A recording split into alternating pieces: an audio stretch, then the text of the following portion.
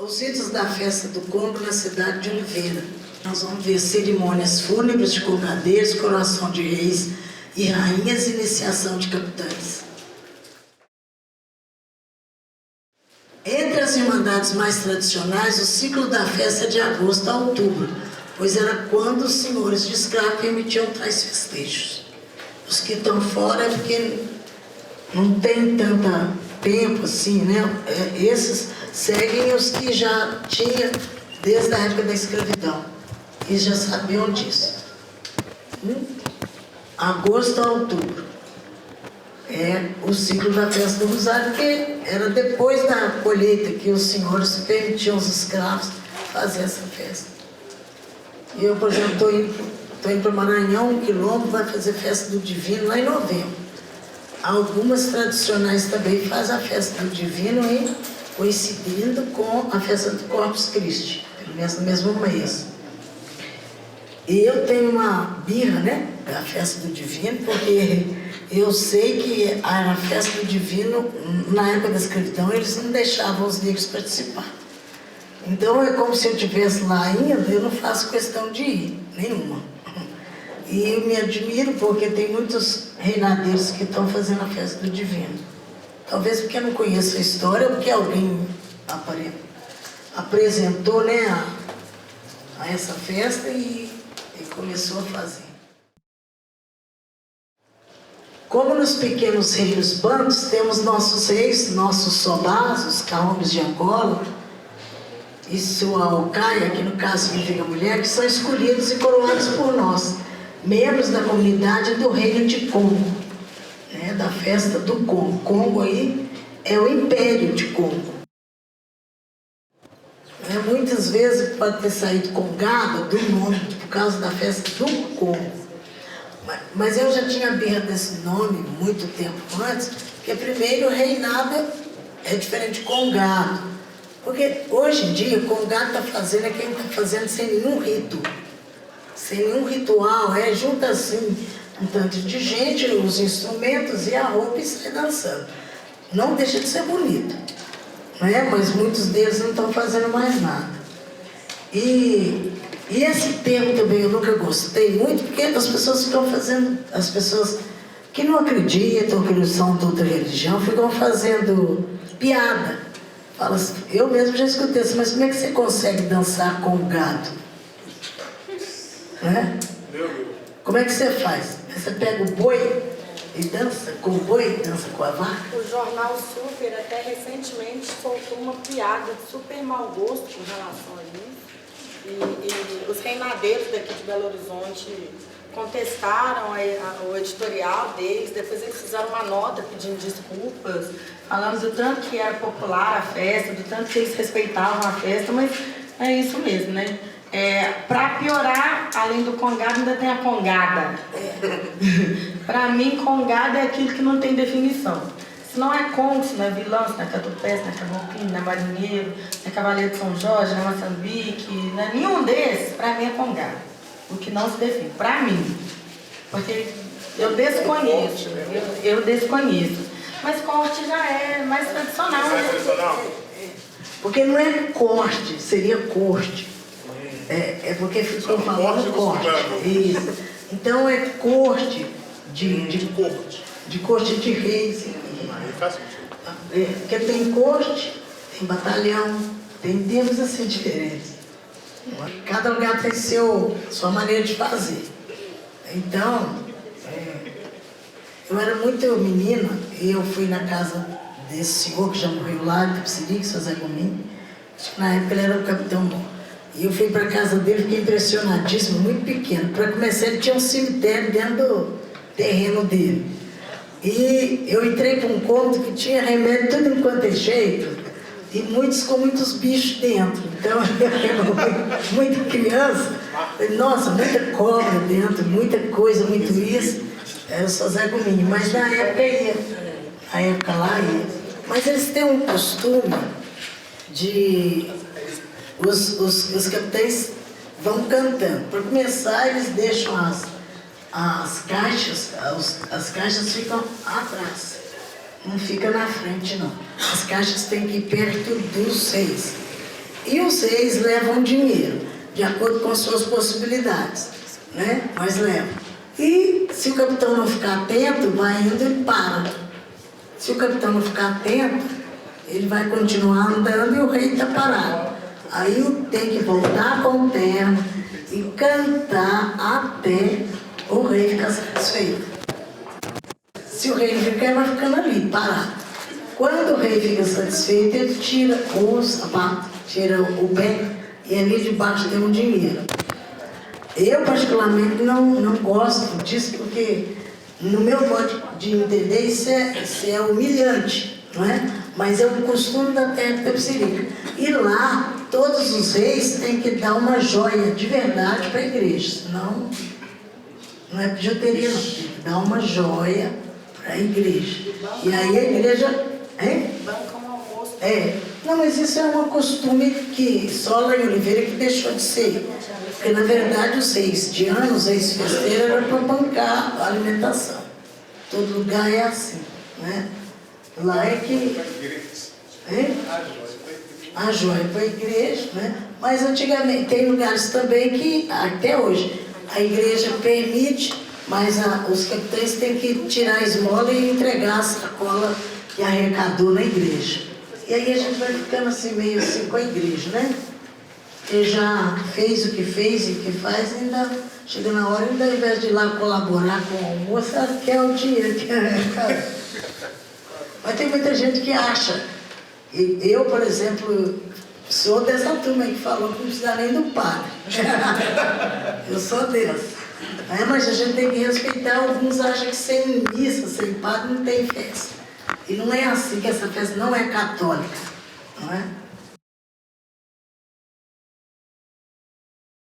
Convencionou se chamar de festa, porque numa época como a da escravidão, o negro podia manifestar a sua fé da maneira como ele queria. Então fazia a festa de Nossa Senhora do Rosário, para que tivesse a condição de exercer, para que não ficasse visto ou não aceito pelos senhores de escravo, pelos senhores de engenho, que para todos os efeitos estavam fazendo uma manifestação de religiosidade católica, não é? Então convencionou-se chamar festa de Nossa Senhora do Rosário. Mas é uma grande festa, porque é uma grande confraternização de fé, de respeito, de amor, né? E até do tempo, né? Do tempo, onde faz-se um elo de um tempo passado com o tempo presente, e ainda buscando o tempo futuro. A Folia de Reis, ela é da data do Natal, estendendo até dia 6 de janeiro, alguns até dia 20 de janeiro, dia de São Sebastião. É esse período. E o reinado é desse período, de julho a agosto. E a maneira de cantar e de dançar é totalmente diferente. E aí vão 3 palhaços, o reinado não tem esses 3 palhaços. Mas normalmente são os mesmos reinadeiros que fazem a festa, a Folia de Reis. Não é? Só que no período, com um canto e uma dança diferente do que é o reinado. Então esses reis do reinado, eles são coroados pelos membros, os membros da comunidade do Reino de Congo, né? Pela Irmandade. Alguns ainda usam até uma sabatina para alguém se tornar capitão, para alguém se tornar rei perpétuo, rei Congo. Faz-se uma sabatina, porque espera-se que tenha um mínimo de conhecimento para que possa carregar aquela coroa. Então, como Galanga, na linhagem de Aluquene, nós temos os nossos Sobás, os nossos reis de Congo. Nossas crianças são batizadas junto à ancestralidade e oferecemos para a lua, Senhê e lua. Eu lembro que eu, muito criança ainda, mas via, toda criança que nascia se oferecia para a lua, falando aquilo: lua, lua, toma essa criança para você criar, não é? E nos terreiros de Umbanda, costuma batizar as crianças até hoje. Não é? Eu acho às vezes que batismo é só na igreja católica, evangélica. Não, ali também faz o batismo. E nós, dançadores, nós fazemos o batismo também. Toda vez que a pessoa entra, vai receber a toalha, ela vai receber aquele angu, né? Que é feito com feijão preto, fubá, gengibre, a rapadura, para que ele possa adentrar. E os demais vão renovando aquele batismo.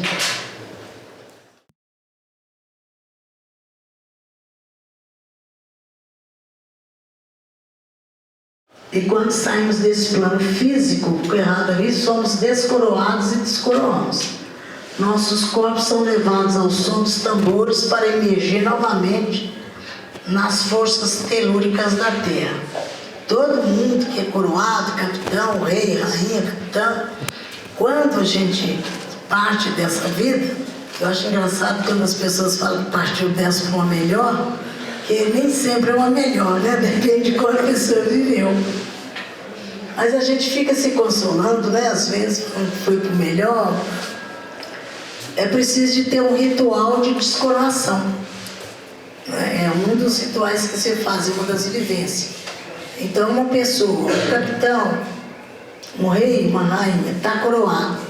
Mesmo que não seja rei perpétuo, nem rei Congo, mas se coroou rei de ano esse ano, ele vai entregar a coroa o ano que vem. Então, só o ano que vem, na festa, que ele vai ser descoroado. E acontece dele partir antes, aí o capitão tem que ter essa responsabilidade de ir lá descoroá-lo. Porque a coroa que ele carrega, na verdade, não é aquela que os olhos veem. Aquilo é só uma representação. Ao coroar, a pessoa recebe uma coroa fluídica. E ela não pode ir para o plano espiritual com essa coroa. Porque o tanto de gente que já veio reclamar e pedir para ser descoroado porque está sofrendo, né? Porque ela entra com uma coroa e essa coroa, a partir de então, passa a incomodar, né? Incomodar a pessoa, seja no plano para onde ela vai, porque lá, quando chegar a hora, ela vai receber aquilo que for o seu merecimento. É como se ela ficasse com duas coroas, uma que não tirou daqui e a outra que vai receber lá. Então a capitania, quem é capitão, tem que saber e respeitar isso e saber fazer isso, sob pena de fazer essa pessoa que foi coroada sofrer. É tanto que, por exemplo, eu primeiro uso fazer isso. Se a irmandade não é minha, eu não vou participar da coroação.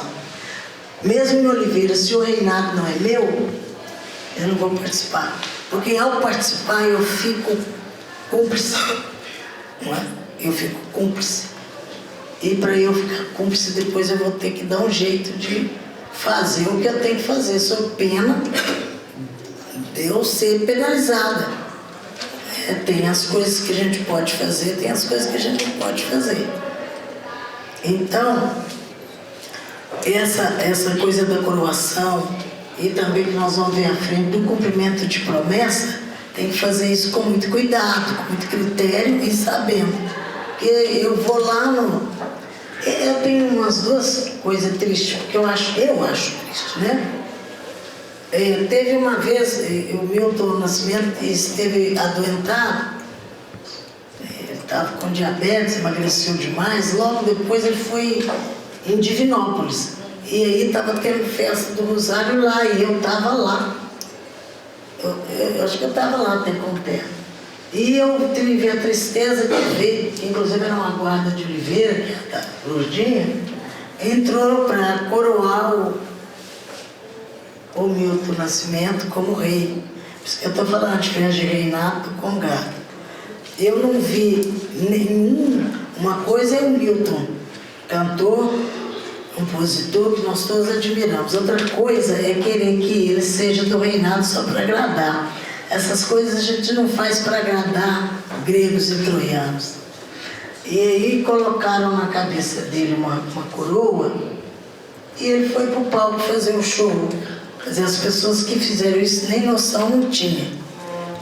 Passou um tempo aí, o Tizuma fez um projeto aí de 1000 tambores e no final chamou o Milton para vir. O Milton até tinha feito uma composição assim, eu tinha tocado com 1000 tambores. E como disse o pai de Iratema, eu sou uma pessoinha pequenininha, atrevida. Aí veio a diretora lá da produção dele, querendo, e chamaram a guarda das Mercedes para descer com o Milton ali na Serraria Souza Pinto. Pediu para a gente ir lá, tirá-lo de lá de cima e descer com ele para ele. E aí vem a diretora lá da produção e querendo pôr o Milton na frente. Aí eu fui lá e falei, não, ele não vai ir à frente. Se eu vou levar, ele vai acompanhar atrás. E eu lembro que depois eu cantei para ele, e aí disse para ele, eu estou cantando para o senhor, estou falando com o senhor não foi coroado? O senhor não foi rei? Não foi coroado? Ele ficou olhando assim, aí a mulher também não discutiu nem brigou, não. Ficou e foi para o lugar que estava lá. Não fui eu que fiz, mas, por exemplo, eu sei que ele está coroado. Quero saber se Deus livre guarde ele morte, se essas pessoas que o coroaram vão ir lá descoroar. Aonde ele estiver. Não é? Porque se não. Então, nós temos todos esses rituais que não é só aquele de fazer.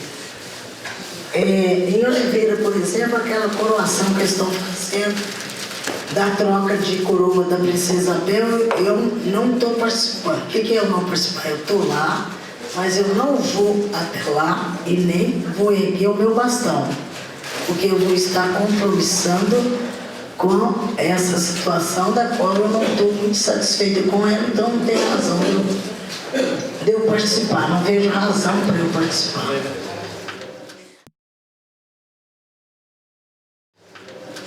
Então, a festa do Congo, como representante da prática cultural das sociedades bancos. O próprio nome dos festejos já indica sua origem, porque a festa é do Congo. E aí, Congo é o império que existia à época da escravidão, que nós já falamos, né? E foi desse império que surgiu essas festividades. Nela nós nos imergimos, nos renovamos e nos fortalecemos sempre, porque somos de lá, porque as nossas raízes são de lá. E aí, por exemplo, isso aqui, muitas dessas toadas vêm pra gente, sabe, intuitivamente. Todas essas que eu já cantei, sim, e mais essa. Eu vim beirando o rio, ó, eu vim beirando o mar. Eu vim beirando o rio, ó, eu vim beirando o mar. Ai, eu vim de Angola, ei, ai. Ai, eu vim de Angola, ei, ai. Olha, eu não sou daqui, eu sou do lado de lá. Oi, ouvindo Calunga, ouvindo a sereia cantar. Ai, eu vim de Angola, ei, ai. Ai, eu vim de Angola, ei, ai. Eu vim beirando o rio, eu vim beirando o mar. Eu vim beirando o rio, eu vim beirando o mar. Ai, eu vim de Angola, ei, ai, eu vim de Angola, ei,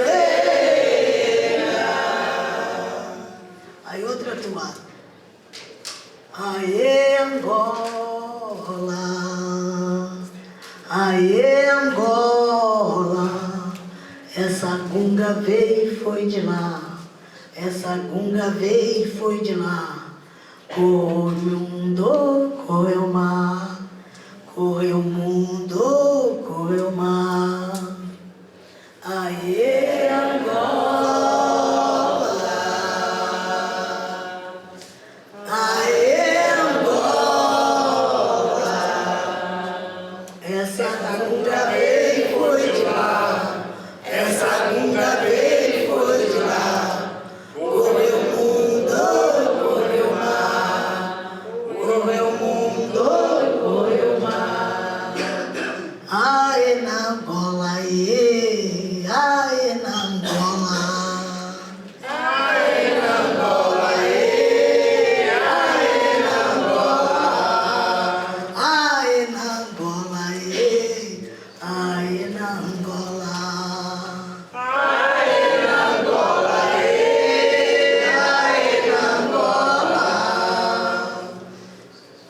explicando que eu sou Moçambique, que o S ali com som de 2 S. Eu danço Moçambique, eu sou moçambiqueira. O que é o Moçambique? Moçambique, não Moçambique.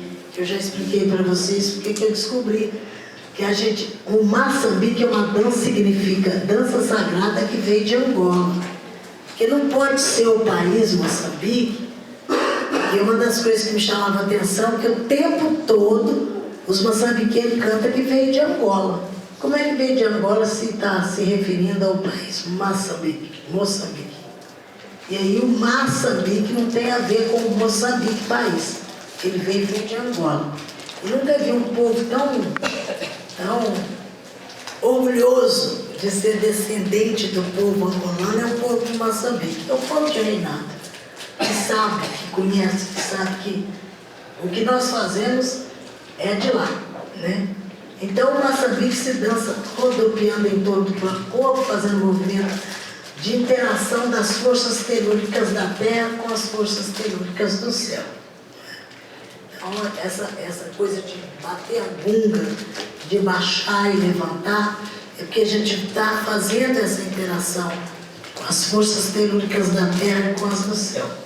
Para nós, o nome de Deus é Nzambi, Nganga Zambi, né? Nganga, Senhor, Deus. E uma vez o Frei Chico mesmo que falou que Zambi, no que ele tinha estudado, significava modelador de barro. E bate com a história bíblica, né? De Deus ter feito o homem de barro. E conhecemos também os inquis. Todo mundo sabe lá. O boi, ele tem uma significação, um significado material, que é a morte de um boi que foi distribuído. Mas a saída do boi ali para nós, alguém até falou, significa isso.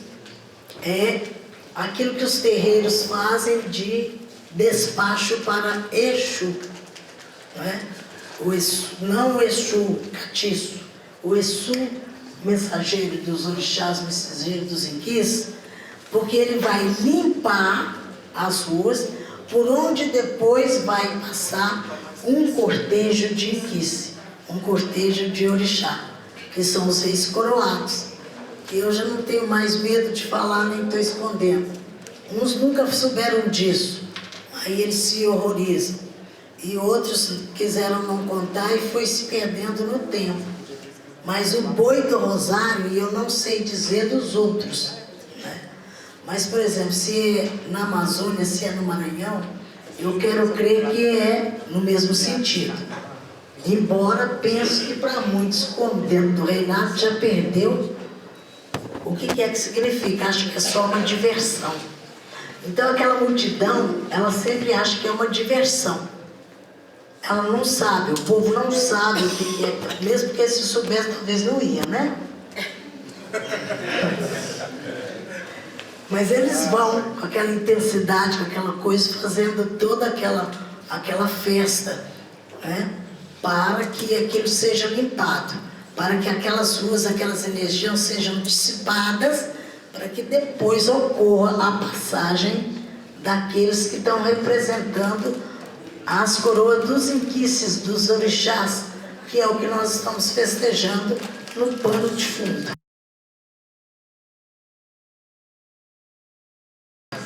No pano da frente são os santos da igreja, porque a igreja não permitia aos negros festejar sua própria crença.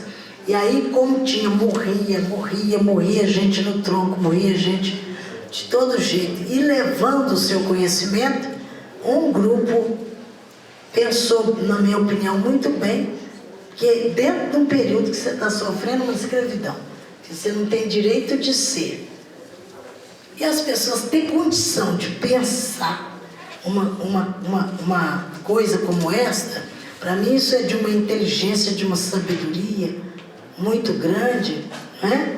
E de um poder, que você podia pensar tudo, até mesmo em querer morrer. Porque se você não podia mudar a situação e não queria viver essa situação, o caminho era a morte, não é? Mas esses não. Eles engendraram uma coisa de uma inteligência, uma sabedoria que veio até os nossos dias. Embora tenha vindo assim, né? Porque uns foram morrendo e não foram passando, não foram comunicando. E para muitas irmandades hoje, inclusive, acho que a festa é puramente católica. Eles pensaram bem, pensaram nos 4 santos com história muito parecida com a dos inquis, dos orixás. E nós festejamos esses santos por isso, né? Agora, na minha visão, no meu modo de crer, um não é o outro. Não é aquele sincretismo que a Umbanda tem de pôr que um santo é São Lázaro, é o Baluaí, por exemplo, né? Não.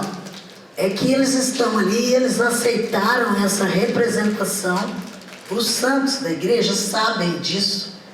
E eles aceitaram representar ali para que os negros pudessem fazer, no fundo, aquilo que eles acreditavam.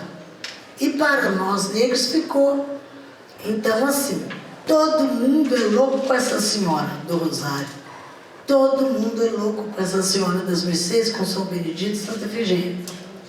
Mas também, hoje, poucos sabem que ali nós estamos festejando os inquis. A gente costuma falar que nós carregamos água na peneira, água no balaio para eles. Alguém sabe o que significa carregar água no balaio?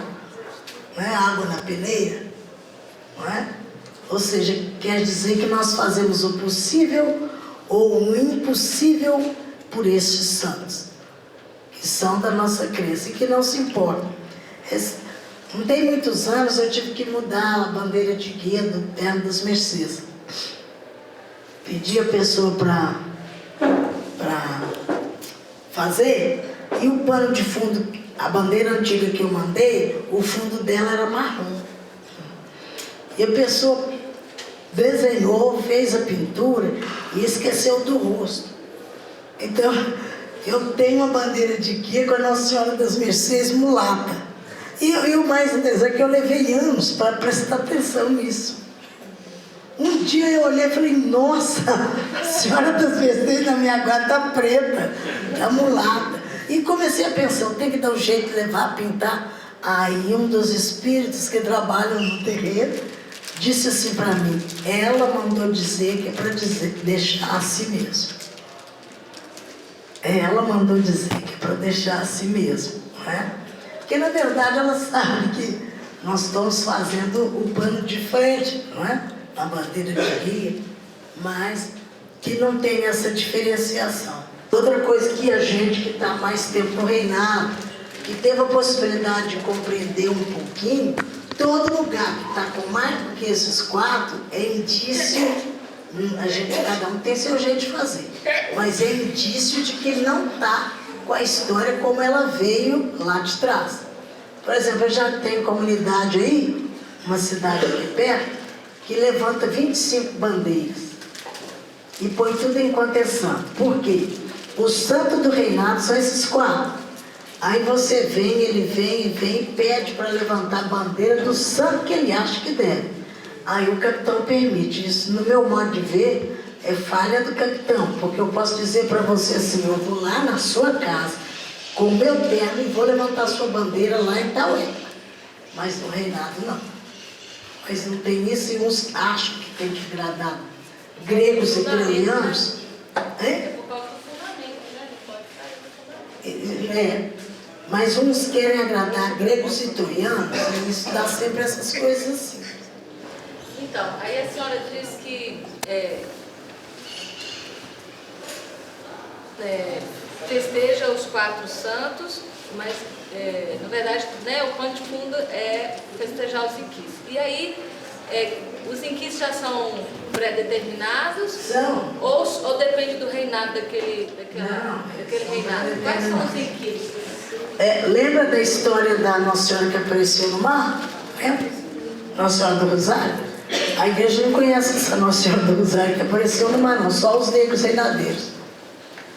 E olha que ela apareceu no mar. Ó. Isso. A outra apareceu na mina. O outro é o da fartura, o que não deixa faltar comida. E o outro é aquele que domina o vento e as tempestades. Não é? Então está tudo muito bem falado. E eu achei de uma inteligência, porque a história do santo católico é meio parecida com a história do inquice. Entendeu?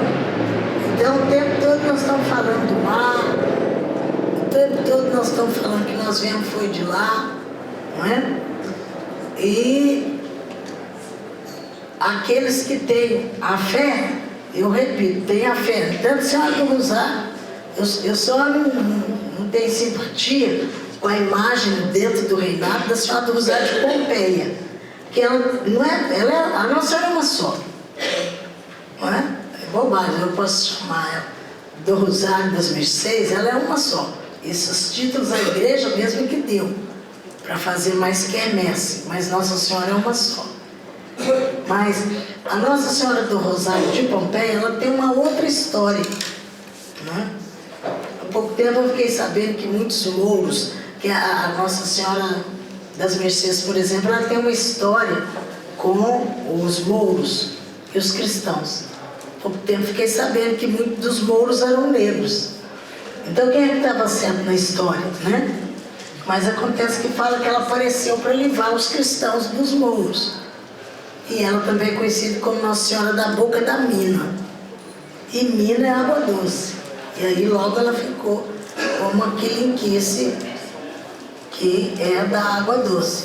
Mas a gente tem a fé nela, Senhora das Mercês, nela, Senhora do Rosário, que a emoção, a vibração também é forte, como que os inquices. Outro dia mesmo fui lá visitar uma imagem que um senhor tem em Oliveira, quase do meu tamanho, a imagem Senhora das Mercês.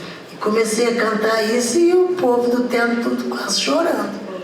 Porque é uma coisa real, é um sentimento muito forte, não é?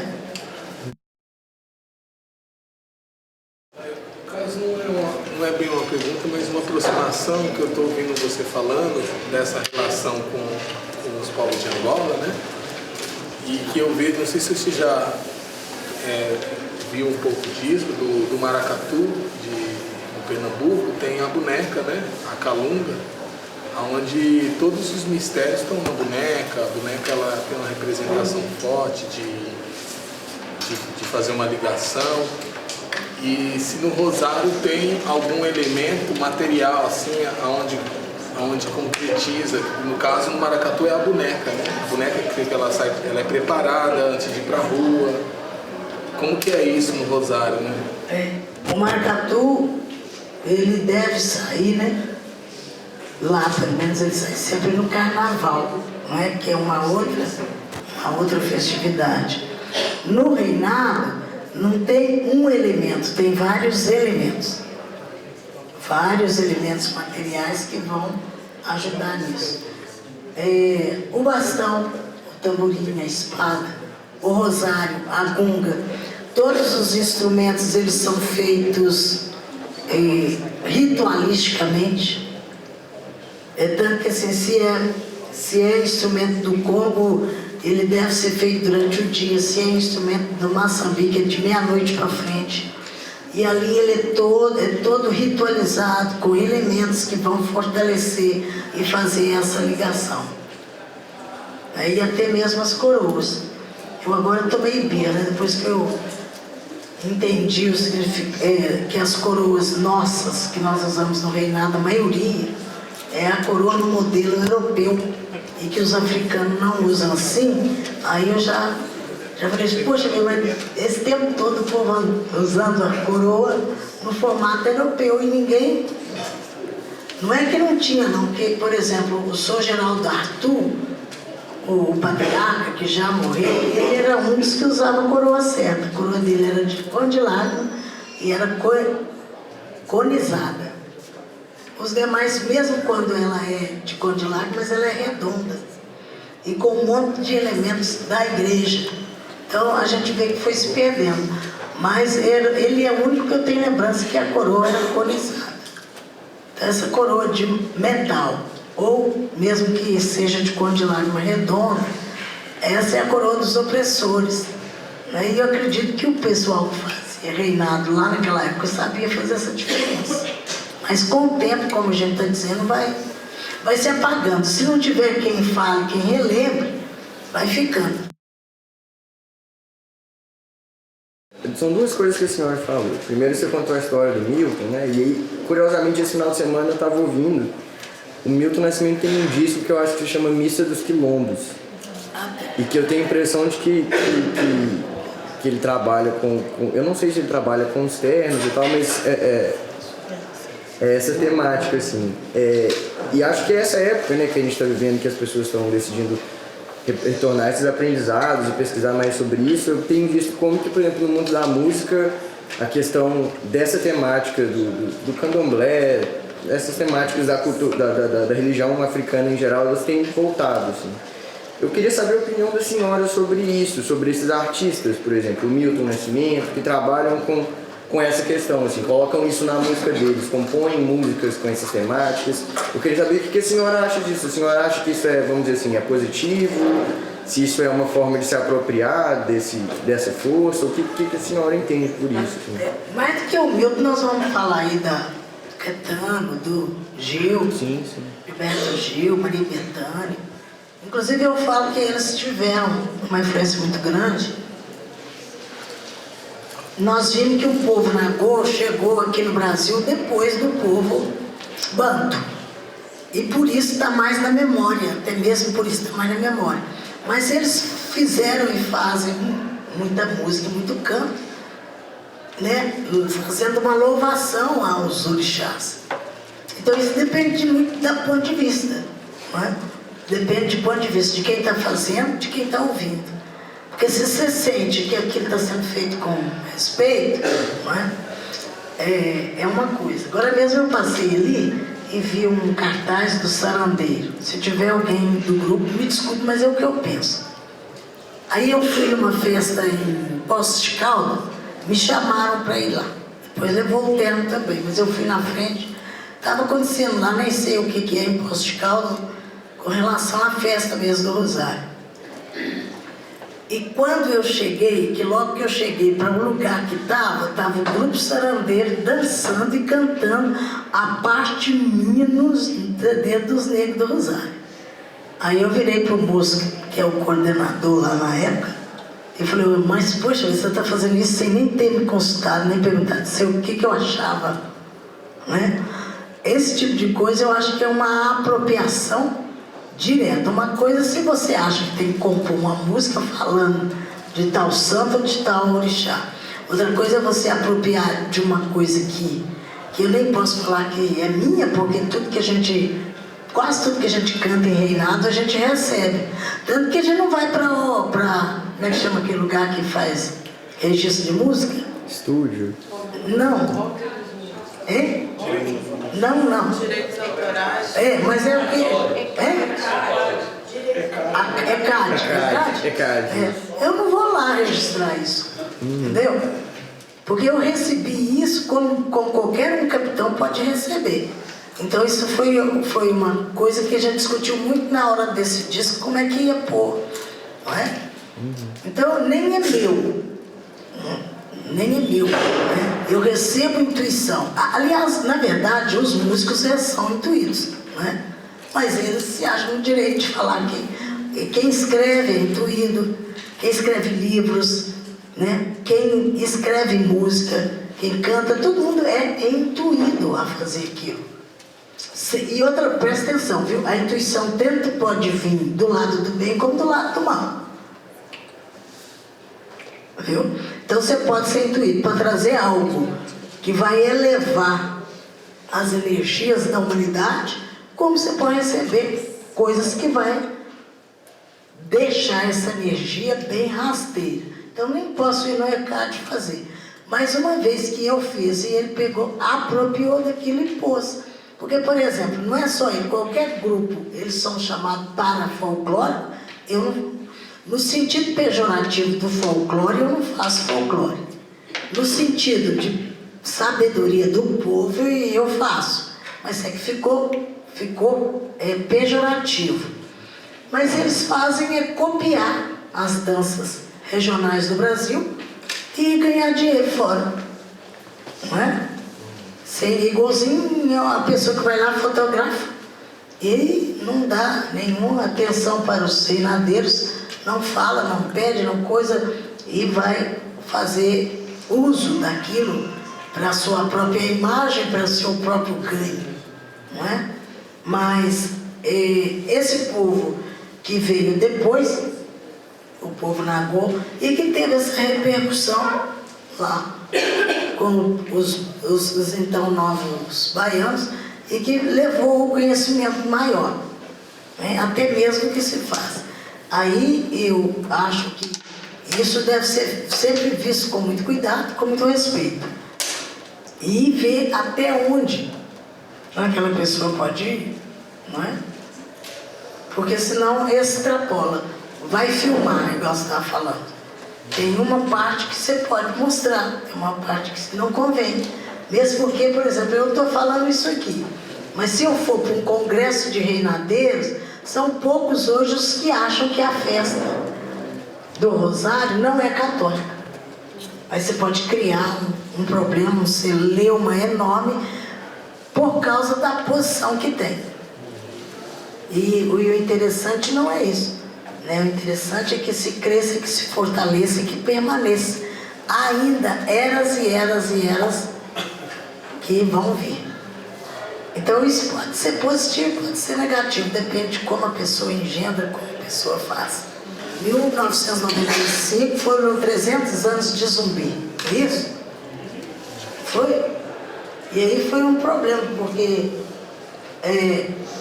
nós fomos chamados para vir para o Palácio das Artes, não é? Vou contar para vocês uma coisa. Na época, um grupo aí quis fazer um cortejo dentro de Belo Horizonte, saindo da Praça da Estação e indo até não, ao contrário, saímos aqui do Parque Municipal, na Afonso Pena, e descemos a Amazonas até a Praça da Estação.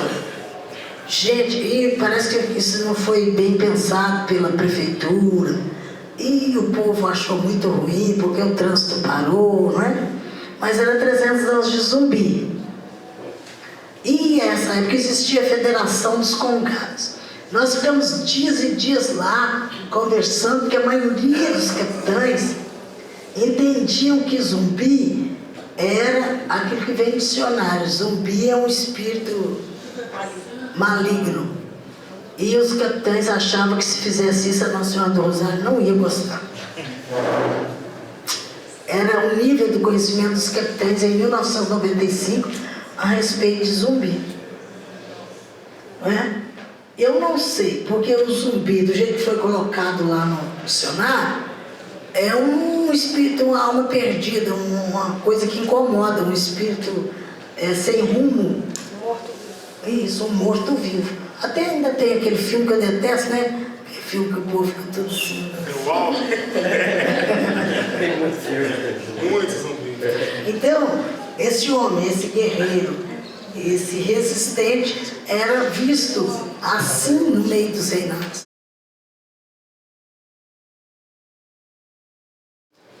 Você já falou algumas vezes aqui que a Umbanda é de 1900 e pouco, fazendo referência a essa história fundadora do Zé de Moraes, né? Isso.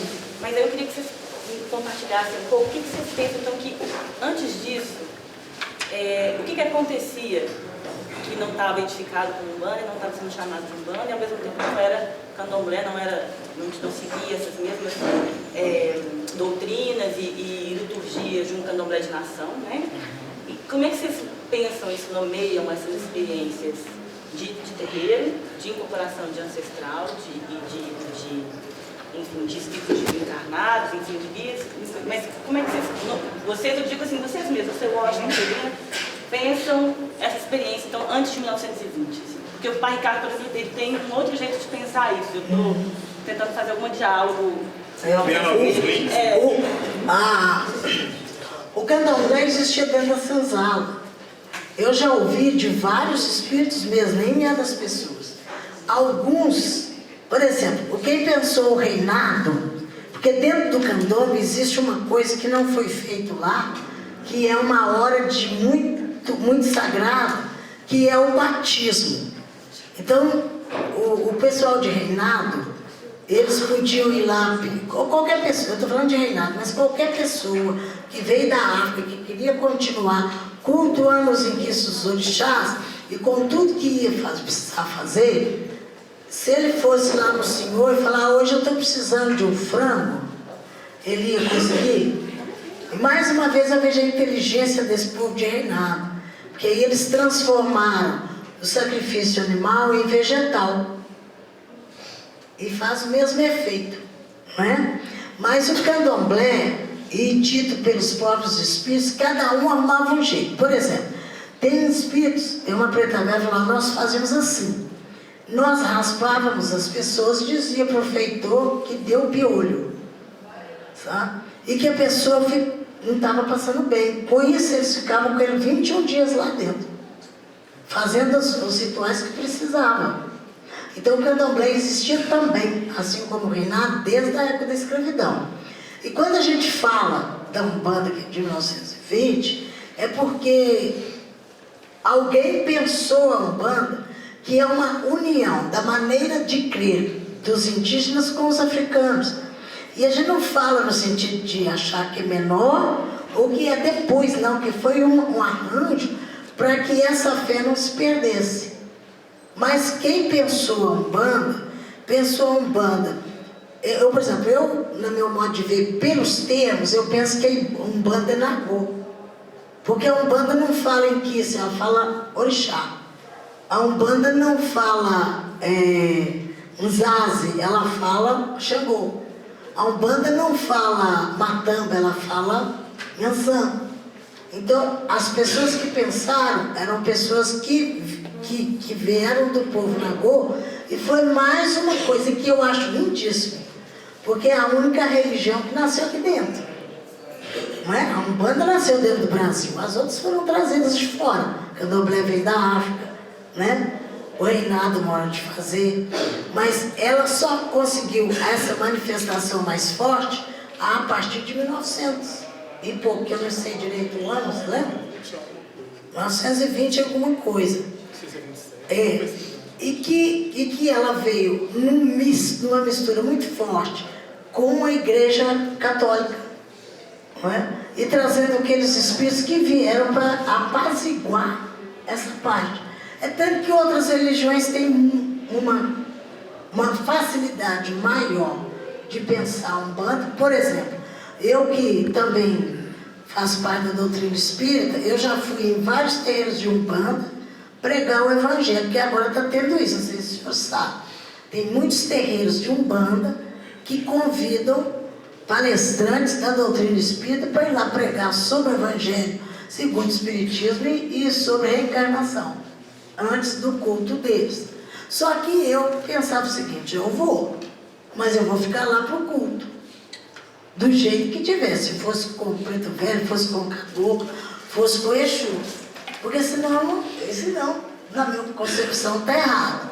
E esse povo, o povo, por exemplo, de doutrina espírita, eles têm uma mais facilidade de aceitar a Umbanda do que o candomblé. Eles não conseguem aceitar o candomblé, mas a Umbanda, tanto que tem uma fraternidade aqui, ó, lá em cima, a fraternidade Irmão Anselmo, logo ali depois do viaduto de São Francisco, do lado direito de quem está vindo, tem a fraternidade Irmão Anselmo, que até outro dia eles não tinham decidido se vocês queriam seguir a Umbanda, se vocês queriam seguir a doutrina espírita. Então eles estavam convivendo com as duas situações dentro. Então eu não sei se é isso que você está querendo dizer. Quando a gente diz que ela é de 1920, não está menosprezando ou trazendo uma ideia de que seja menor ou de que seja inferior, não. É que realmente aconteceu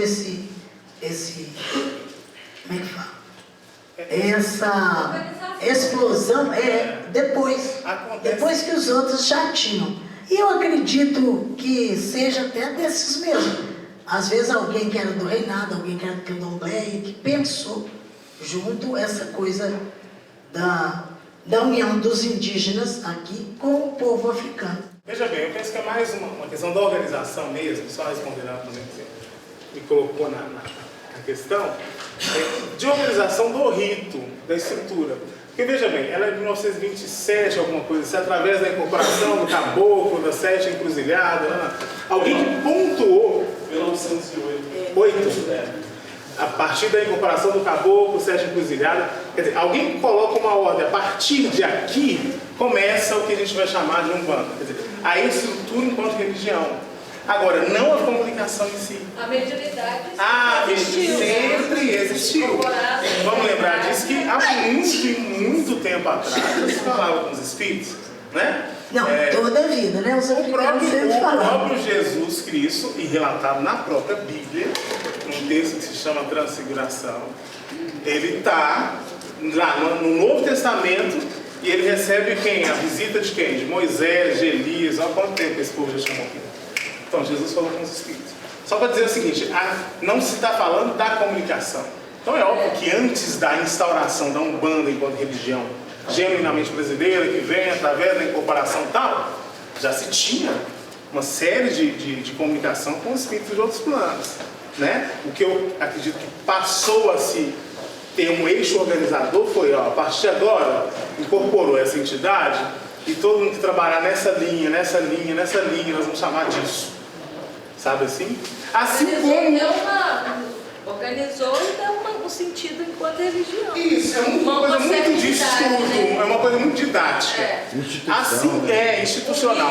Assim como o candomblé que a gente vê no Brasil é totalmente diferente do candomblé na África, por exemplo. Né? Nós tínhamos aspectos da África do candomblé muito tribal. Então você tinha a tribo que cultuava Xangô, a tribo que cultuava Nsumbo, a tribo que cultuava não sei o quê, e que são trazidos no Brasil, e aí de repente eu me vejo com todos vocês e falo, você cultua quem? Eu cultuo Oxum. Você cultua quem? Eu cultuo Matamba. Mas o que é isso? E aí o que aconteceu lá? Eles começaram a catar folhas. Olha aí. Então me explica como é que cultua Matamba. Olha, Matamba é assim, assado, tem isso. E Oxum, como é que é? Assim. A estrutura de culto que nós temos hoje no Brasil, que é em forma de xirê, que é essa organização. Primeiro eu canto para um gira, depois eu canto para Nkosi, Catendê, Utacalambô, Unsum, Bangorô, Zazi, Matamba, Dandalunda, Logum, e por aí vai, até findar com Oxalá. É uma estrutura que foi colocada no Brasil para atender o quê? Os vários grupos que estão presentes aqui. Então tem gente que cultua todo mundo. Vamos abrir espaço para você cultuar o seu, eu vou cultuando o meu, e nós vamos trocando folhas, vamos aprendendo e vamos repassando via oralidade. Até que a gente chegou na condição de reverenciar as divindades que reverenciamos hoje. Porque se formos olhar, o orixá do Enquis tem mais de 400 e nós só cultuamos 16. Entende? Então assim, a coisa como ela foi colocada é que chegou na condição de hoje. Só assim um apanhado, eu acho que é mais ou menos. Demonstrando essa coisa de solidariedade, né? Exato, dessa coisa de como né? Tipo, né? vamos juntar todo mundo, já que a gente está aqui, cada um tem sua história, suas coisas, porque todos foram separados no processo de escravização, né? As famílias não podiam ficar juntas e tal. E aí acabou falando, então vamos fundar uma coisa nossa aqui, que a gente possa englobar todo mundo. Exatamente, igual o povo fala, principalmente os mais jovens, se organizar, todo mundo. Não é? É uma coisa nesse sentido da organização. Eu só falei se organizar, vocês se completaram. Mas é uma coisa da organização, né? E não quer dizer que esse molde, vamos dizer assim, do candomblé, do reinado, não quer dizer que é igual que os africanos faziam e fazem. Porque tem as variâncias e as modificações de pensamento, de cultura, de entendimento.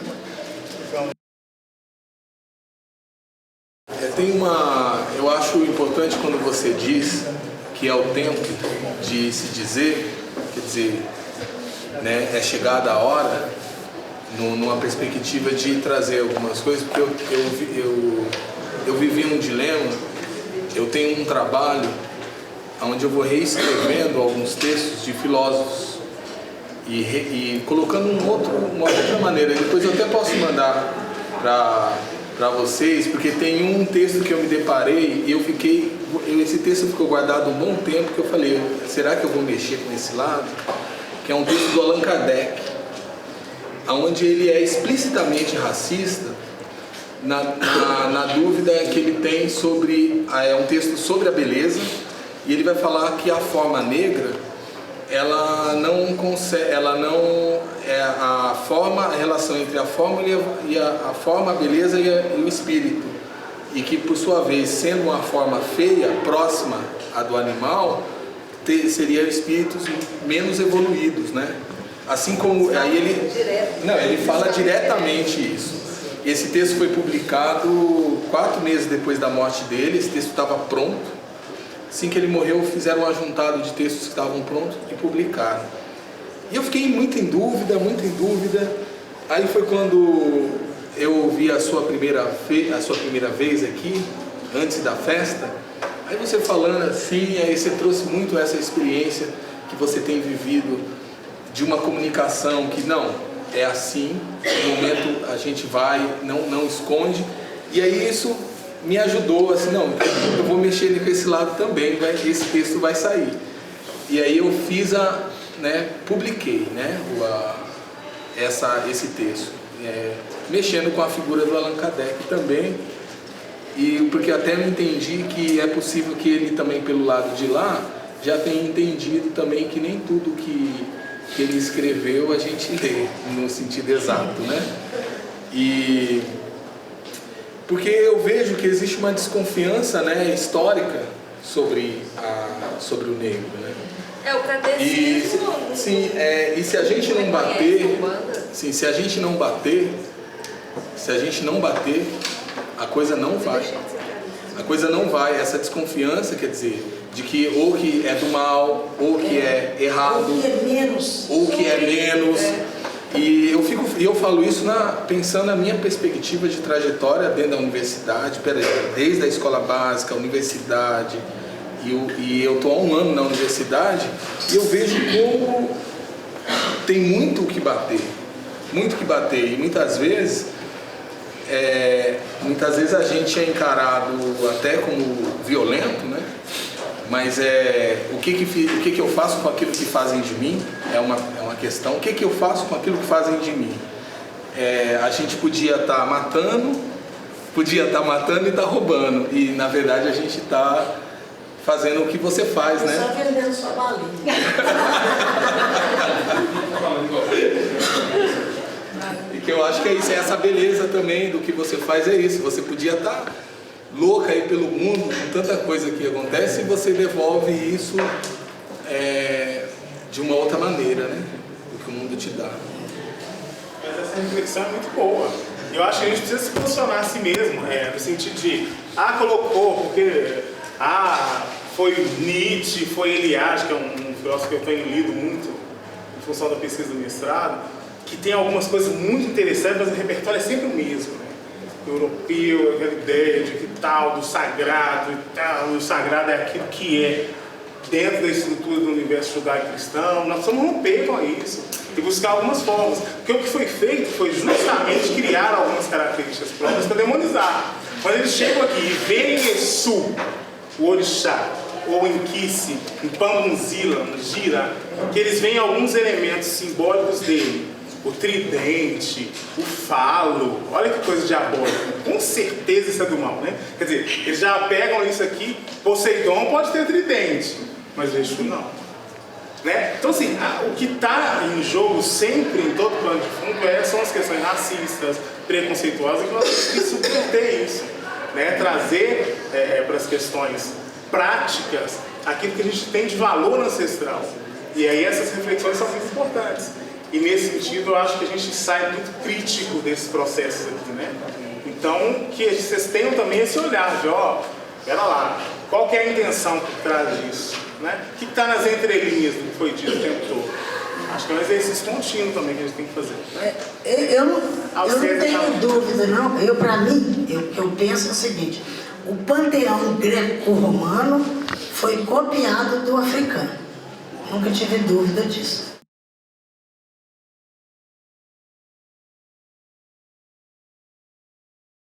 Como todos, assim, eu gostaria de agradecer a Petrina, o Washington e a Esther por terem nos recebido, né, de maneira tão generosa, dadivosa, que só vocês sabem fazer. Gratidão enorme. Foi uma experiência incrível, né, para nós, assim.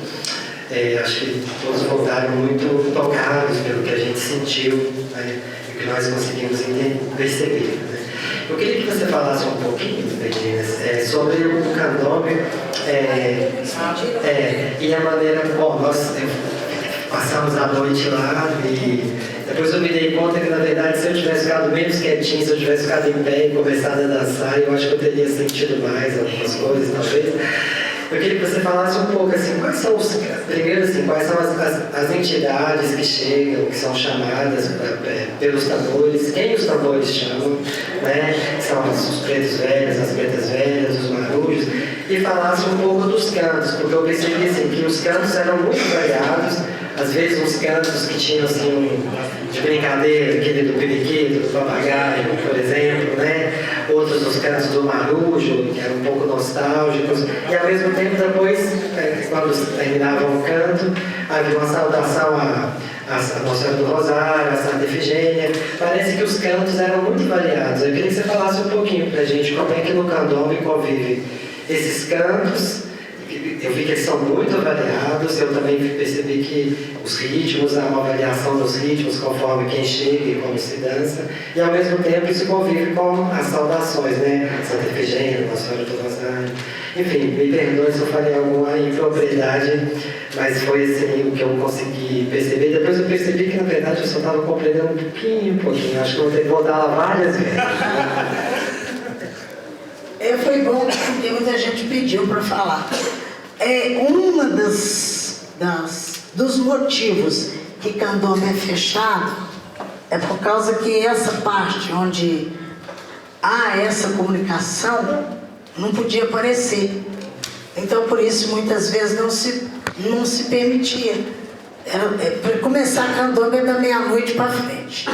E é da meia-noite para frente porque são os espíritos que nos ensinam assim, é a hora que o inimigo está dormindo. E às vezes numa fala que você pensa que não tem nenhuma força, essa aí quando fala que não é uma brincadeira. Periquito e papagaio dança junto no reinado, é que usa-se muito, no candomblé usa-se muito no reinado de forma, usa muito assim aves, animais, plantas, que estão trazendo um ensino muito profundo. Quando a gente canta periquito e papagaio dança junto no reinado, a gente está dizendo dos que sabem mais dançam juntos com os que sabem menos, e que muitas vezes um está copiando o outro, sem entender direito o que é que ele está fazendo, né? Mas em geral quem vem são os pretos velhos. Em geral nunca está impedido os demais. Exu também sabe tocar e sabe cantar. Exu sabe curar quando ele precisa. E ali, muitos daqueles cantos são cantos de demanda. Como é que eu vou falar para explicar o que seja demanda? São de forças, né? De forças, de energias espirituais, né? Que estão combatendo outras. São duelos. São duelos. E quando a gente não sabe se tem um grupo inimigo, aquilo pode reverter. Então tem que ter alguém sempre que tenha condição, se chegar num nível que é assim. Como é que vocês vão perceber? Isso é bíblico. O vento sopra onde quer, certo? E espírito é vento, certo? Ou não? Entendido? Sim. Nós somos espírito, mas nós estamos presos nesse corpo de carne. A partir do momento que a gente sai, que morre esse corpo, que esse corpo acaba, a gente vira como o vento. Então ele entra em qualquer lugar. Então imagina aqui, não sei se é de conhecimento de todos, que nunca ninguém está sozinho. Então, por exemplo, nós estamos aqui, mas não estamos só nós fisicamente.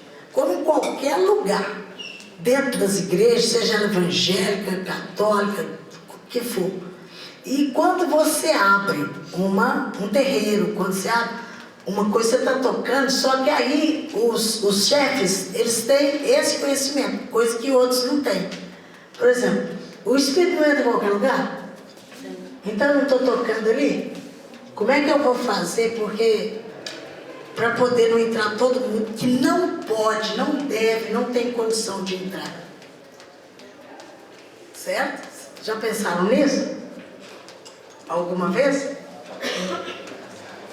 Não é? Então há que você ter um preparo, uma organização, uma coisa para que pare. Porque senão vai virar uma balbúrdia. Vem, espírito entra em qualquer lugar, então pode entrar quem está com energia ou com boas intenções, como está quem não está com boas intenções. E coisa de reinado, há muito duelo, há muita demanda. Então, embora eu estou te cumprimentando em nome de Nossa Senhora, minha boca pode falar uma coisa e meu coração outra. Não é? Não é assim na vida? Não é isso? Não tem muita gente que beija e abraça e no fundo não tem sentimento de amor ao próximo, nem de sentimento nenhum. Então, do mesmo jeito acontece.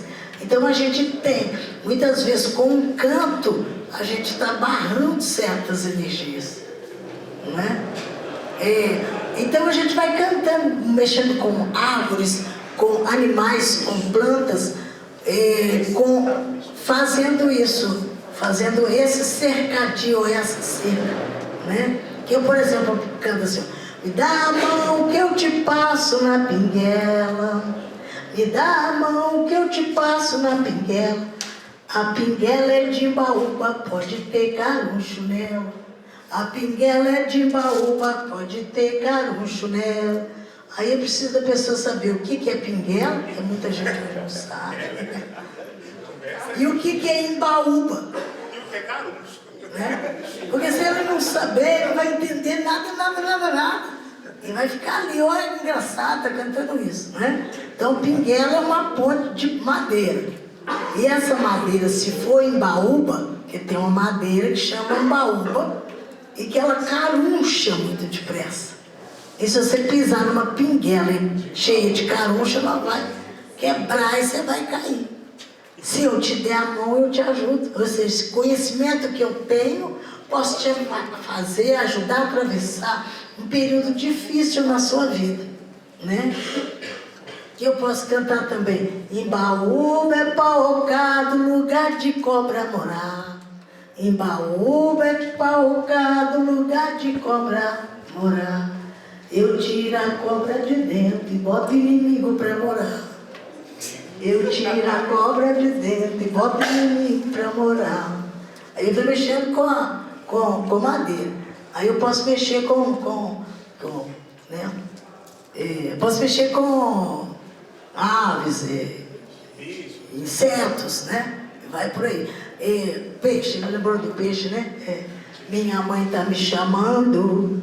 Fala nela que eu já vou. Minha mãe tá me chamando. Fala com ela que eu já vou. Eu tô tirando água do poço. Foi agora que limpou, pois a água tava suja. Lambari foi quem sujou. E a choringomaê.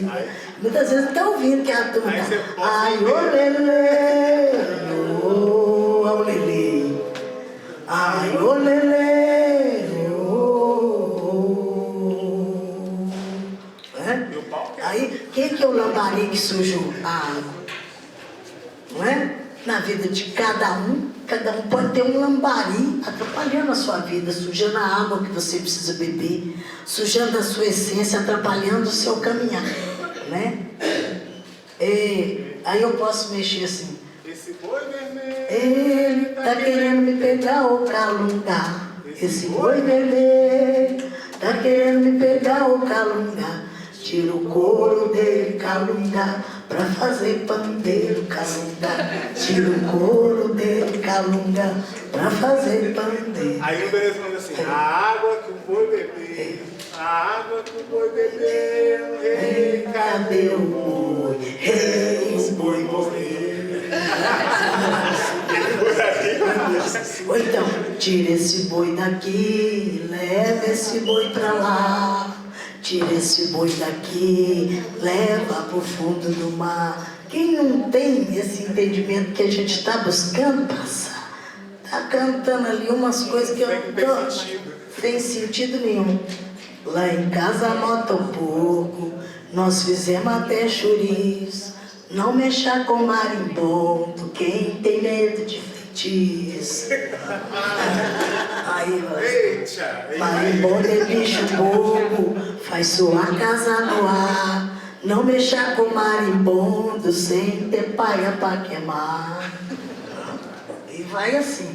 Ou então eu posso falar assim: marimbondo miúdo me mordeu, marimbondo miúdo me mordeu, na capela do oi não doeu, na capela do oi não doeu, né? Mas aí você não sabe o que é a capela do oi? Você sabe o que é a capela do oi? Que o povo simples é a pálpebra.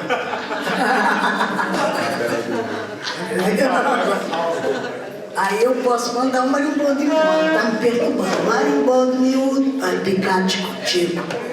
Marimbondo miúdo. Marimbondo miúdo. Marimbondo miúdo. Né? Então, é umas e outras assim que a gente vai fazendo dentro do candomblé, tirando mandinga, demandando com o outro, e isso por isso que vai noite fora, e ali tem que estar aquela firmeza. E nunca se deixa ver, por causa que aí no candomblé fica mostrando seriamente, claramente, que é uma comunicação entre vivos e mortos, entre os chamados vivos e os chamados mortos. E isso, dentro de uma perseguição muito grande, que sempre existiu, era tronco na serra. Tanto que toda vez que levantava bandeira, a gente canta. Isso que cantava antigamente, né? Eu não matei, eu não roubei, eu não fiz nada. Eu não matei, eu não roubei, eu não fiz nada. Mas o povo tá dizendo que amanhã é meu jurado. Vou pedir, Senhora do Rosário, que ela mesma seja minha advogada. Nesses tempos, levantar bandeira era sinal de cadeia, era sinal de tronco, entendeu? Todos que agradecer, porque foi a primeira vez que eu vi essa festa assim tão grandiosa, porque eu já participei de uma festa com todas essas, uma festa, né, de reinado, e não tinha, na cidade que eu participei, o padre não deixava, o pessoal ia, não entrava dentro da igreja, né, com eu não sei, aqueles, como é que chama?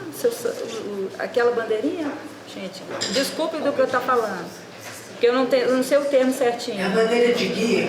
Aquela bandeira. Não deixava que vai à frente, não deixava entrar. Então, assim, eu fui a primeira vez e vi o candomblé, eu prestei atenção exatamente nos cantos que eu fiquei observando, e a senhora está falando aí. Mas eu quero saber o seguinte, todos sabiam os cantos, como eles estão cantando, ali, né, cantando, e naquela hora eu vi que todos cantavam. Mas a cada momento tinha um que vinha e fazia, uma intuição de cantar aquela hora aquele canto, ou tem os cantos que tem que cantar todas as vezes que tem o candomblé, os mesmos cantos. Ou então, assim, cada um que vai rodando, vai cantando o seu canto. Ele tem um ritual, né? Primeiro você chama, depois você pede licença, depois você pede a bênção de Nossa Senhora, peça a bênção das coroas, e aí você vai fazer, conforme o conhecimento que você tiver. Aí, por exemplo, se esse perno de cantor canta do jeito, o outro pode cantar do outro, de outra forma, mas sempre pode observar que a essência é a mesma. É isso, porque um canto, igualzinho, por exemplo, eu falei de oferecer a oração, não é? Se você acender uma vela e colocar ela acesa lá, e não encantar, que é assim que a gente fala no meio dos terreiros, não vai adiantar, você pôs a vela ela por si só, não vai fazer nada. Então é as suas orações, é o seu canto que vai fazer a comunicação. Perguntar para vocês uma coisa que um preto velho perguntou para mim uma vez. O que é o mais importante numa vela? Aí eu fiquei assim também, sabe? Mas o importante na vela é o pavio, porque ele é que acende. E se você não souber, é isso que faz a diferença de quem sabe, quem não sabe fazer. Você pode pôr, seja a vela, seja aquele punhado de oferenda, se você não souber encantar, aquilo não dá o resultado que precisa, ou que se espera, não é?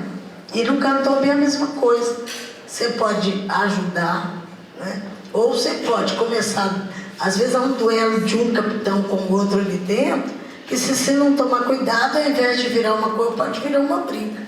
Que um pode começar a implicar, o outro acha que aquele implicou demais, aí vai assim, né? Eu tenho um lindíssimo, né?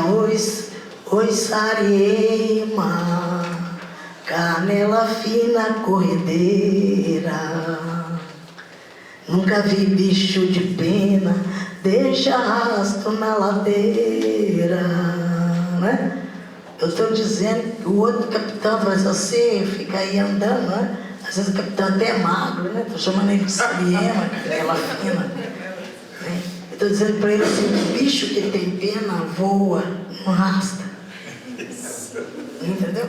E assim vai esse monte de conjugações de falas e de cantos que vão recrudescendo até as entranhas da terra, do céu, do mar, e que vai fazer fluir aquela energia que precisa. Aí ou para pode desmanchar. responder para ela assim, ai, gente, eu tava ficando aqui na cabeça. Eu vi o pio da Ema. Eu vi o pio da Ema. Ela piou lá embaixo, a Barbacena. Né? Eu posso cantar assim. Passarinho piou, deixa ele piar. Quem não pode com mandinga, não carrega patuá. Né? Então, estou dizendo, você está com estudo aí, está resolvendo tudo. Né? E assim que vai, mas quando um sabe, é bom quando tem dois duelando. Dois que sabem, que é dois ou quatro, e cada um vai cantando, o outro responde, né? Vai respondendo de acordo com aquele vai deixando a energia. Até que chega uma hora que você falou, ô senhora do Rosário, essa coisa está tendendo a ficar, né? A ficar bem belicosa, né? Que é uma coisa. Lá passando, seu senhora do Rosário, seu Rosário me clareia. As estrelas lá do céu, olha a sua coroa, aluneia, aí tu já para. Porque o outro pode tirar uma coisa, você, se você achar que está afrontando, você pode responder para ele ou tirar. Quem manda chuva é trovão, quem manda chuva é trovão, quem segura a seca é moirão, quem segura a seca é moirão. Pode cantar nessa. Essa é das que eu mais gosto. Né? Moro na loca de pedra, mas não sou camaleão. Jarará que é meu rosário, Urutu meu cinturão. Então pode cantar. Lagoa Grande, tem traíra nela, tem traíra nela. Aí quem não está sabendo, vocês estavam lá, não entendendo nada. Essa experiência da incorporação evidente com o candomblé tocando é uma coisa mais recente na história de vocês, é uma coisa da casa de vocês, Ou isso é uma coisa de Oliveira, uma coisa que... Porque eu realmente, assim, só conheço essa parte muito segredada, o Tonzinho de Siriacos também faz uma questão assim, de separar uma coisa da outra, não pode sequer ter um brim tremendo na hora, já é. Então, assim, eu fiquei muito assim, gente, que incrível. É porque quando você não quer mostrar o que é, você fala, você não permite que venha. A não ser quando fosse tocar fechado. Mas era só os candombeiros e mais ninguém. Aí eles permitiam. Quando tem outras pessoas que não são, aí eles não permitiam. E muita gente faz isso até hoje. Mas com isso, muitas dessas coisas têm se perdido. Porque é ali que você vê o sentido. É quando você vê que o outro está ali, esse povo fazer esse negócio caladinho, segredado. E aí, não permitir. Nesse momento fica evidente, para mim, o perigo. Porque igual a Matheus sempre brincaram comigo, você não vai entrar ainda, você ainda não entrou, você não vai entrar. E eu, tipo assim, óbvio que eu não vou entrar. E é claro que quando a gente vai tomando a percepção enganosa de que é uma brincadeira, fica fácil de entrar. Isso. Mas porque eu acho que no caso do açude acontece muito. As pessoas entram desvasadamente como se fosse uma curtição. Inclusive os cantos são cantados de uma outra maneira, todo mundo cantando junto, que é muito bonito. É bonito em termos de solidariedade, de participação. Mas ao mesmo tempo fica uma coisa que eu falo, uau, assim, tipo, essa dimensão do perigo obviamente não está explícita. Mas isso acontece desde sempre com vocês, naquele lugar, ou uma coisa que tem acontecido mais recentemente? Tem vezes que ninguém vem, não quer dizer que toda vez vai vir. Eles se permitem. E isso não é um controle nosso. Nós não fazemos assim de forma assim, hoje não é tá. A gente deixa fluir normalmente. Tem vezes que a gente toca ali, não vai aparecer ninguém do outro lado da vida. Entendeu? Manifestação, não quer dizer que eles não estejam lá. Não é? E tem vezes que eles vêm soberbamente. Vem para atender o povo igual foi lá. Não é? Parece que muita gente mediunizou, depois estava me contando, não é? Igual o caso dela e tudo, de maneira normal. E parece que precisava acontecer daquela forma. Essas coisas não têm regras. Mas aí você vai cantar.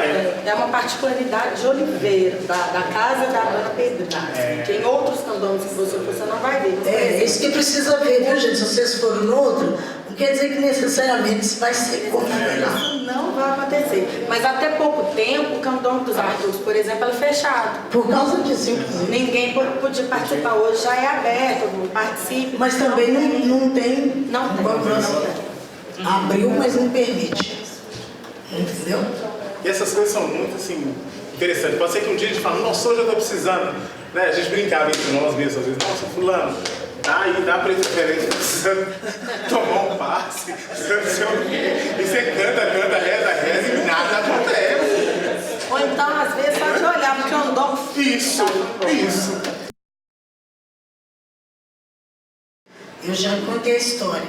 O meu pai, na última apresentação, em 80, porque ele morreu em junho de 81, ele pega e deixa gravado lá assim, adeus candombeiro, adeus. Foi a partir disso que eu falei, ué, mas aqui teve candombe, porque ninguém falava nada, porque a festa em Oliveira sempre foi muito conturbada, né? Muito perseguida pela igreja, o povo teve que esconder muito. Aí eu fiquei perguntando os mais velhos, para ninguém falava nada. Se teve, alguém há de saber. Depois eu descobri que os espíritos falaram, eles fizeram um pacto de segredo, ninguém vai contar não. Aí eu conheci São Domingos de Lagoa de Santo Antônio, perto de Pedro Leopoldo, que inclusive eram esses tambores de Oliveira que ele levava numa missa conga que a Federação dos Congados fazia com a Comissão de Folclore. Mal sabia eu. Aí eu confiava no São Domingos e pensei, eu vou pedir a ele para fazer, porque eu não sei onde estão de Oliveira. E a minha mente martelando, que eu tinha que mexer, que tinha que ter esse candomblé. Quando eu pedi o São Domingos, ele pediu 600 cruzados. Aí eu custei arrumar os 600 cruzados. Quando eu arrumei os 600 cruzados, ele falou que o companheiro que ajudava ele a tirar, porque isso tem que ser madeira de lei, caro, estava doente com pneumonia, estava chovendo muito, era novembro e ainda tinha o IBAMA, que não permitia mais tirar. Aí eu fiquei triste e pensei, não vou ter os candomblés, porque os de Oliveira não sabem estar. E os dele não quer fazer. 15 dias depois ele me ligou e falou, tá pronto. Eu assustei, porque estava tão difícil, né? Ele falou que tá pronto. pedi a rainha que tinha um carro com o menino dela, que era motorista, me levou lá em Lagoa de Santo Antônio à noite, sem saber onde é que é. Conseguimos achar a casa só domingos. Ele levou a gente para um cômodo no fundo e falou assim, ó, esses aqui. Aí o menino muito novo falou, cochichou, ó, ele tá te enganando, esses aí tá muito velho. Aí eu cochichei com ele, cala a boca, que esses aqui são bons. Aí ele foi levando esses cantões para lá, para minha casa, uma alegria, uma alegria, uma alegria. Poucos dias depois, um preto velho que trabalha com meu filho chegou e falou, esses tambores são de Oliveira. Eu falei, mas como que são de Oliveira? Para Lagoa de Santo Antônio. Aí ele disse, a misericórdia de Nossa Senhora é muito grande, mas eu não posso contar. E eu fiquei lá, olhando os cantores, procurando ver como é que estava a tocar. E pensando como é que ia fazer, porque eu tinha que aprender. E olha, ó, a Irmandade é machista. Eu sou uma aberração como capitã de reinado. Tem muita gente que não aceita. E aí tocar candomblé, então o negócio revirou totalmente, não é? Bom, aí fomos fazendo, aí não vim. Então, assim, resumindo, já teve espírito que veio e falou dos que fizeram esses tambores, falou, olha, mostrou alguns que estão com os mesmos pregos que eles fizeram. E isso, ó, tem séculos. E aí, eu fui saber depois, sempre contando aí, o Antôniozinho mesmo, eu conversei com ele na peça A Santinhos Congadeiros, que o João das Neves, marido de Tânia, escreveu, e eu falando com ele, ó, aconteceu isso, eu estou com os tambores lá, não posso chegar lá em Oliveira e falar com os outros irmãos que o preto velho falou que ia ser daqui, porque eles não vão acreditar. Aí, Antôniozinho, que eu conhecia há mais de 20 anos, nunca falou nada, falou, mas que esses tambores que estavam lá em Lagoa de Santo Antônio são de Oliveira, eu sei desde que eu era rapazinho. Porque uma vez o meu pai ainda era vivo, nós fomos lá, e o Sr. Domingos chamou e falou, esses tambores são lá de Oliveira, o Edson Tomás que trouxe, porque lugar que tem reinado, tem candomblé, não toca, atrapalha o reinado. Né? E ele não tinha contado. Quando foi você espera, que Deus não faz nada por uma casa. Aí eu me chamaram para o Festival de Inverno da UFMG. Num desses lá em Diamantina, à noite eu conversando com a professora Leda, que é rainha no Jatobá, contando, aconteceu isso que o Antôniozinho falou, mas ainda assim eu não posso falar, que se eu falar, você vai falar que eu combinei com o Antôniozinho para ele falar isso, para poder falar. Aí, para meu espanto, a professora Leda falou assim, mas quem tirou esses candomblé de lá foi mamãe. Quando mamãe eu estava pequena, eu sei que eles foram numa casa, cantaram 3 dias que eu tirei esses tambores. Aí foi, mais um pedaço. Agora o Marujo queria levar os tambores de candomblé e os atabaques do terreiro, do Munzote, lá na beirada do rio, em Cabo Frio, onde era uma das praias que ele era Marujo. Marujo é pirata. Marinheiro oficial, Marujo é pirata. Então ele desembarcava lá, queria levar lá. Graças a Deus nós conseguimos levar esse ano. E só fui eu, os outros, não foi mais ninguém do terno, dos candombeiros, fui só eu. Estou lá pedindo, tinha acontecido um acidente aqui, alguém tinha ligado, e o pai de santo falou, ajuda a rezar. E eu estou lá rezando, de repente a mãe de santo, no quarto da pousada, falou comigo assim, aí eu falei assim, devia ter vindo o Washington, o Pedro, o Carlos, todos 3 são meus sobrinhos, né? Porque num dado momento, um dia um falou comigo assim, a senhora sempre quis saber quem que tirou a Nossa Senhora. Eles estavam todos reunidos e falou comigo aqui, ó, são esses aqui que estão com a senhora. E aí eu falei, podiam ter vindo, porque nós vamos levar a primeira vez na beirada do mar conosco, né? E eu achava importante elas virem. Aí mãe de santo falou comigo assim, eu vou te ensinar uma oração antiga. Achei que a mãe dela era benzedeira também, ela também. Ela vai me ensinar uma reza antiga, né? Prestar atenção. Quando vê, ela que quase medianiza e começa a cantar, apontando para cada um o nome africano, que era outra coisa que eu estava esperando.